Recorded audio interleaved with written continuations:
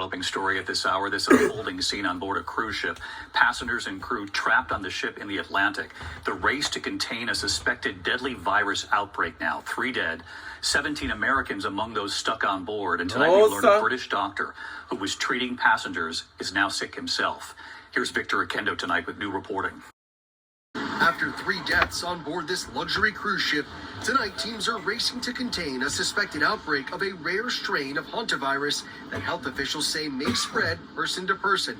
We do believe that there may be some human-to-human transmission that's happening among the really close contacts, the husband and wife, people who've shared cabins. The World Health Organization suspects the first victims, a Dutch couple, were likely infected before boarding the ship weeks ago in Argentina, where the rare Andes strain was discovered. At least 4 people have fallen ill, including a British doctor who has been caring for sick patients. He's now in serious condition and will be airlifted tonight along with 2 other patients before the ship sails on from Cape Verde to Spain's Canary Islands.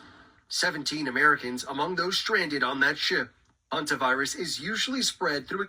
Man, what you trying to do if you was you somebody in power and these people that's on the ship got this unknown virus? Are you trying to bring them back to land? What's that?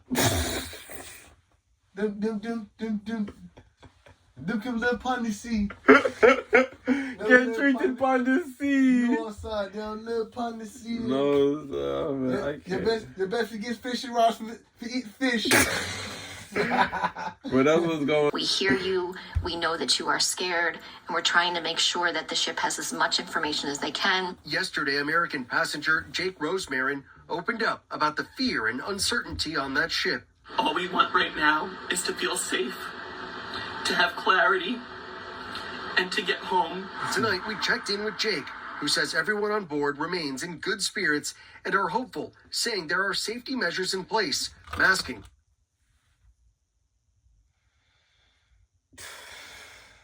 It's a tough call, my brother. It's a tough call, man. They still gonna have to be on the ship and get treated though. That's the smart thing to do. Ship is expected. The only clarity that I see from this point on and from that virus is death. And eventually, Let me tell you something, bro. And I'm just gonna keep it 100% with you. You can burn the whole ship. That's what I'm saying. Burn the whole ship down. Leave them people over there on that ship until we make sure that it ain't no kind of problems. We get whatever vaccines that y'all need, all of that. Because the last thing that I'm doing is I'm not locking myself up. I'm not about to go through the same thing that we went through during the COVID and the pandemic and all of that. It was even censorship on these platforms. I'm not doing it, bro.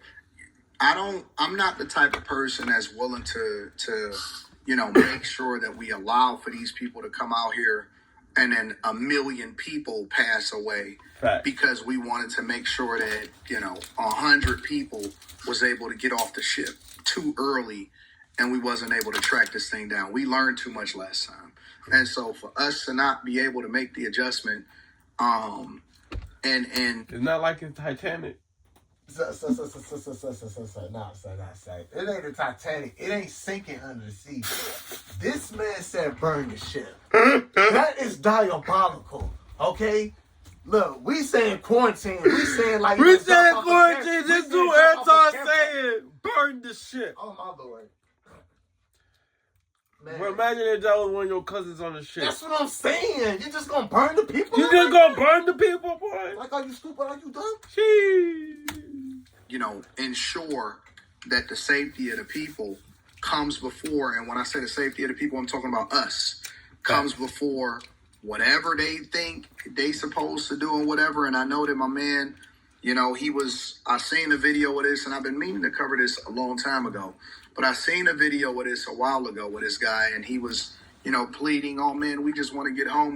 We get it. I get it. I feel you. Facts. You're going to have to sit tight, big dog. You're going to have to take your L, because they saying that this hantavirus is way worse than COVID, is way worse than anything that y'all seen. And I don't know if y'all know, but regardless of whether you think that it was manufactured or not, the past pandemic, millions of people died. Millions. Millions of people died. Millions of people passed away. For whatever reason, we act like it never happened, like it wasn't a big deal. We just erasing it out of our minds. I don't even see people talking about it anymore, which is weird to me because we talk about every single thing except for that. David, 3 or 4 more days. Let's hope they get off this ship soon. Thank you, Victor. I don't know if you guys are following what's going on that cruise ship with the hantavirus, but they're saying that the virus is worse than COVID. So from what I understand, the virus comes from rodents and is obviously transferable to humans and can be deadly to humans.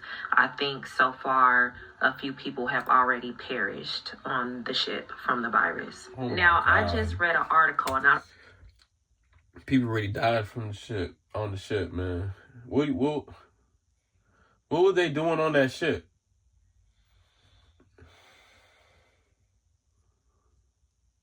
And my thing was, and what I'm trying to figure out is, Jonathan, in my head, in my mind, if y'all are overseas in some big old yacht, some big boat, whatever, cruise boat, whatever y'all call it. The Titanic. Yeah, that joint. Where on earth did those rats come from? That's what I'm trying to figure out. Do rats live amongst the sea? Or were there already rats in y'all food in the first place? Like, let's be real, Jonathan. Let's talk about it. Let's talk. How on earth can rodents get on a boat, on a ship that's overseas? That makes no sense to me. I'm done. It tells me that they some dirty people. And that's what I'm saying. Nasty people, them nasty, dirty. No, watch the play. No, watch the fool. No, watch the dirty people. Dirty, nasty. Stay upon the seat.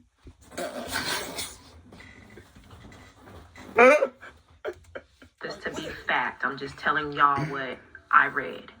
I just read something that said that the Canary Islands is expected to receive the ship. Like, the ship will dock at the Canary Islands. This is supposed to be worse than COVID. We've seen how quickly things escalated with COVID. I fear that we're looking at something far, far worse than the COVID pandemic if that virus spreads beyond that ship. I have so much, let me be clear, I have so much empathy for the people who are on that ship, and I can't even imagine what they're experiencing and the desperation. I watched the guy's video who was recording from the ship, very tearful message. And a lot of the comments, actually the majority of the comments, were people who were saying things like, I feel bad for you, but y'all gotta stay out there. Y'all cannot dock that ship. And as fucked up as it sounds, as fucked up as it is to even have to think like this, I agree. And I concur also. Listen, we're going to have to put aside our division when it comes to our political stances or whether you Democrat or Republican. But I think that we all collectively, most of us, maybe not all of us, but most of us collectively will say, nah, we not going through the same thing that we went through the last time. That's unacceptable. That's not an option. Right. And more importantly, I'm not willing to sacrifice my liberty and my freedoms at all. The last time during the pandemic, I got so stir crazy, not even stir crazy, but I got just so disappointed in Michigan officials and being confined to the house. And thankfully, I just used that time to hustle, grind, create new business models. That's when I started to buy land and it led to a lot of prosperous opportunities for me long term. But one of the things that I did was I moved. If I lose my wallet out here, I'll just ping it. I moved for months and I went from Michigan down to Florida. Right now I'm in Brazil, but I went from Michigan down to Florida and I stayed in Miami for months. Literally for all winter, and it hatched overnight. I was sitting there and I was talking to my wife and I said, hey, listen, I'm about to pack the car. And I hatched the plan. Listen, literally, I was in Florida with less than a week. I said, I'm about to pack the car because it's so many things that we got to take down there because we're going to be living down there. We're not coming back until they figure out how to open Michigan back up. And there was a lot of states that was shut down. And so I couldn't fly everything down there. And I needed a car. So we packed up the car, took it down to Florida. I flew my wife and my daughter to Florida. Afterwards, I got settled, set in. I think the first month, okay. First couple of days we stayed in a hotel. I stayed in a hotel for the first couple of days. And then I went and booked a long-term Airbnb. And so we stayed in the Airbnb for months. And then I moved over into a different area because I wanted to experience another area. And I'm thankful that I had the resources to be able to do that type of thing. And also to give my daughter an opportunity to live in Florida for a little bit. And then eventually we moved back to Michigan. See, man, that's why we got to move around. You know what I mean? Because I love Detroit and I love Michigan. But my point is that it's just not an option, bro. I'm not willing to sacrifice my civil liberties and my freedoms for y'all. So go ahead and keep the ship out there for a little bit and let's make sure that everything is good 100% before we just come in here and we just start allowing for people to do what they want to do. Right. I agree. This is one of those situations where you have to pick the lesser of two evils. On one hand, you got a couple hundred lives, the people on the ship. And on the other hand, you got if that boat docks and the virus spreads beyond that ship, you're talking hundreds of thousands of lives, maybe millions. Mm-hmm. Again, this is worse than COVID, right? Well, how do you know it's worse? How do you know it's worse than COVID? Like, you're not no doctor, but we gonna. What's up? So I have my opinions on that. Yeah. Now I ain't no doctor. You know what I'm saying? You know, I ain't no analyst, but let's really talk about the difference with COVID and this hantavirus thing, okay? Fact. Listen, this thing happened because of they came in contact with rodents, basically rats on their ship, okay? Now, Now listen to this though. Let's say if one of them hanta people make it over here overseas, bro, we're around rodents every day. Squirrels, chipmunks, you know what I'm saying? Beavers, you know what I mean? Raccoons. We around rodents every day, bro. That's crazy. It's some stuff like that literally spread amongst human and rodents. That's what I'm saying. Animals. That's what I'm saying, bro. Bro, we're screwed. It's time to strap up. We are screwed. It's definitely time to strap up. We're screwed. I'm telling you. Facts. If this thing can spread amongst rats, those type of rodents, imagine how fast it's going to spread amongst family members to it, all the things. You know, life really just don't be playing fair. Like, I pray that there's another solution. I do. I pray that there's another solution besides that boat docking. Let me tell you something. You already did. I'm not going. I don't know about y'all, but I'm not going. I played my role. I did what I had to do. You know what I'm saying? I don't like the way that the Biden administration managed through that. We've seen an influx of illegal migrants coming into this country shortly thereafter. It was a mess. It was an absolute mess, and I wasn't happy about how things played out at all.